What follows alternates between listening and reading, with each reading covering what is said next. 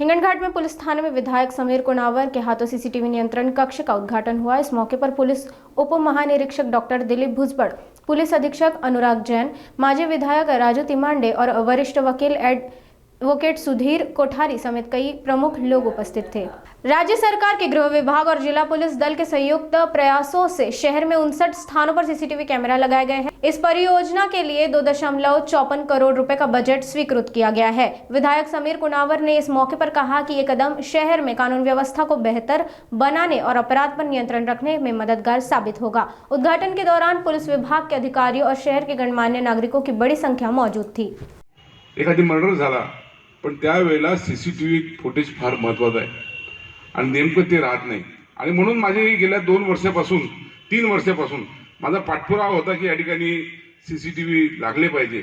मागे 4 वर्षापूर्वी 2014 मध्ये मी जेव्हा एकदा निवडून आलो तेव्हा आपण असाच एक कार्यक्रम घेतला होता। मला वाटतं त्यावेळेला आपल्या इथं एसपी दोरजे मॅडम होते की कोण आठवण निर्मला देवी होत्या, त्यावेळेला सुद्धा आपण एक कार्यक्रम घेतला होता, पण त्यावेळेला ते कॅमेरे कमी होते, अपुरे होते आणि म्हणून आता जिल्हा नियोजन समितीमधून 2,54,00,000 रुपये हिंगणघाटला निधी मिळाला आणि याच्यामध्ये आज 59 कॅमेरे जवळपास या ठिकाणी लागून पूर्ण झालेले आहे आणि याच्यामध्ये जवळपास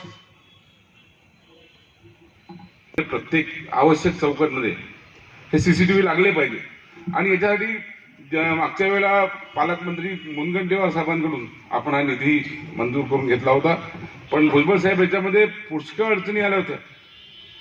प्रस्ताव नूरुल हसन साहेबांनी पाठवला, पण नूरुल हसन साहेब आणि मंत्रालयामध्ये मी कमीत कमी 15 वेळा गेलो वर्धा आणि हिंगणघाटच्या प्रस्तावासाठी।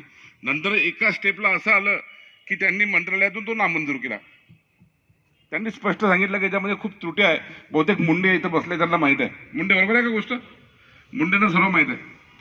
आणि शेवटी माझं भांडण झालं तिकडे सेक्रेटरी सोबत मुंबईला मंत्रालयात सचिवासोबत आणि नंतर मग शेवटी त्यांनी कसं तरी त्या दुरुस्ती करून तो परत प्रस्ताव वापस आला आणि त्याला मग शेवटी मान्यता दिली आणि या ठिकाणी टेंडर झालं, इन्स्टॉलेशन झालं। खूप आनंद होतो। दोष सिद्धीशी संबंध आहे।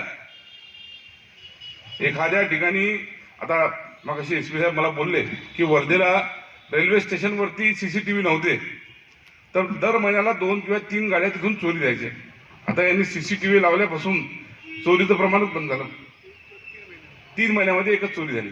तर आता सीसीटीव्ही मध्ये दिसल्यामुळे त्याचा हुलिया कसा, कोण चोर आहे, आपोआप लक्षात आल्याशिवाय राहत नाही आणि म्हणून केव्हा कधी कोणती घटना घडेल याचा काही नेम नाही आणि म्हणून हे सीसीटीव्ही कॅमेरे लागले पाहिजे। हे 14 ठिकाणं आहे। अजून हिंगणघाट शहरातले 20 ठिकाणं असे आहेत की ज्या ठिकाणी अजून सीसीटीव्ही कॅमेरे